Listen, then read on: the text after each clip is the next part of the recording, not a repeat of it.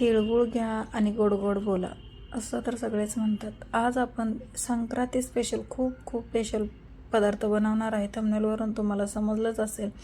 आज आपण बनवणार आहे तिळगुळ पोळी.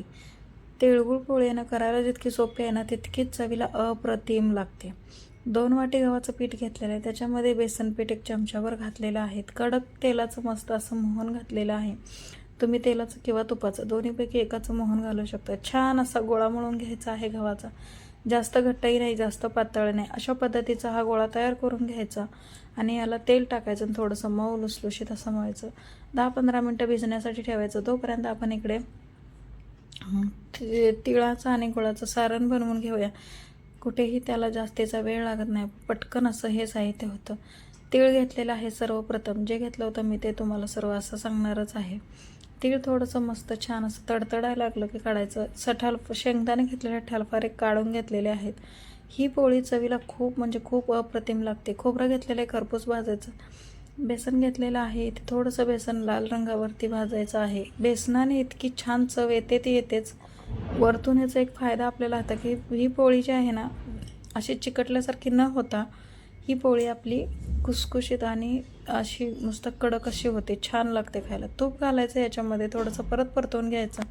बघू शकता हे सगळे एकत्र काढून घेतलेलं आहे. आता ह्याला आपण मिक्सरच्या जारमधून वाटून घ्यायचं आणि हे गुळामध्ये घालून घ्यायचं. सगळेच आपल्याला मिक्स करून घ्यायचं वाटून मस्त असं. बघू शकता फिरवून घेतलेलं आहे. बेसनसुद्धा आपण याच्यामध्ये घातलेलं आहे. वेलची पूड जायफळाची पावडर तुम्हाला जे आवडेल ते तुम्ही याच्यामध्ये घालू शकता. हे करायचं व्यवस्थित असं मिक्स करून घ्यायचं. ह्याला कुठेही आपल्याला काही करायची गरज नाही आहे. आणि आता हे सर्व एकदा मिक्स करून घ्यायचं जेणेकरून हे सगळा एकजीव होईल आणि मस्त व्यवस्थित आपल्याला पुरणाचं तयार होईल. ही गुळपोळी आहे ना संक्रांतीला प्रत्येक घराघरात बनली जाते. पण ज्यांना येत नाही आहे ना त्यांना खूप असं वाटतं की खूप अवघड आहे की खूप अवघड असं काहीच नाही आहे. आता अशा पद्धतीने ज्यावेळेस आपण पुरणपोळी बनवतो ना त्यावेळेस कसे पुरणाचे गोळे करून घेतो त्याच वेळी तसेच असे गोळे करून ठेवायचे. किंवा तुम्ही एक उंडा बनवला सुद्धा ना तरीसुद्धा तसंसुद्धा तुम्ही हे करू शकता.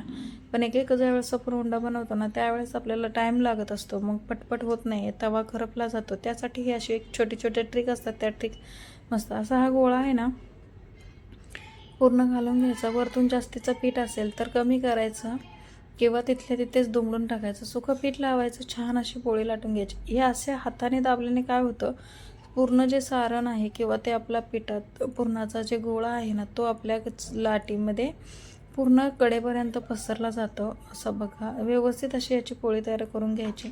एक खास एक टिप्स म्हणाल तर तुम्ही आहे ना बेसन खूप महत्त्वाचं काम करतं ह्याच्यामध्ये. तुम्हाला जर पोळी मऊ राहावं अशी वाटत असेल ना तर तुम्ही ही पोळीमध्ये बेसन घालू नका. पण बेसनाने एक वेगळी अशी चव येते आणि छान प्रकारची ही पोळी होऊन जाते. बघू शकता कडा सुटल्या की आपल्याला मस्त अशी पोळी पलटवून घ्यायची. इथे तुम्ही ह्या पोळीसाठी तेल तूप काही यूज करू शकता. असं नाही की तुम्ही तूपच लावलं पाहिजे बटरच लावलं पाहिजे काहीच नाही. तर तुम्ही या संक्रांतीला ही गोड पोळी नक्की एकदा ट्राय करा. आणि या पद्धतीने जर ट्राय केली ना तर तुम्हाला पहिल्यांदा जर तुम्ही करत असाल ना तरीसुद्धा ही पोळी तुमची फसणार नाही किंवा ही होणार नाही.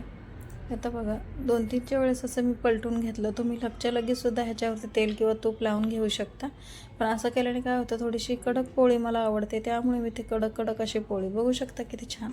दुसरीसुद्धा पोळी आपल्याला ह्याच पद्धतीमध्ये करवून घ्यायचे. तर हा जर गोळा आहे ना तुम्ही असं सुटसुटीत जरी घातला ना तरीसुद्धा काही हरकत नाही किंवा जसाच्या तसा घातला ना तरीसुद्धा काही प्रॉब्लेम नाही. अशा पद्धतीने हाताने पसरवून घ्यायची. परत बेलण्याच्या साह्याने मस्त अशी छान पळपटभर पोळी लाटून घ्यायची.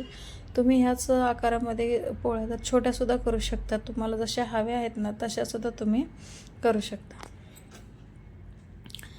छान अशी आपली बघा पोळी किती छान करपत नाही आहे. जर तुम्ही गुळाचा पाक करायचा आणि ते करायचं ना ते मग खूपच चिकट होतं आणि सगळंच मग आपली पोळीसुद्धा करपते.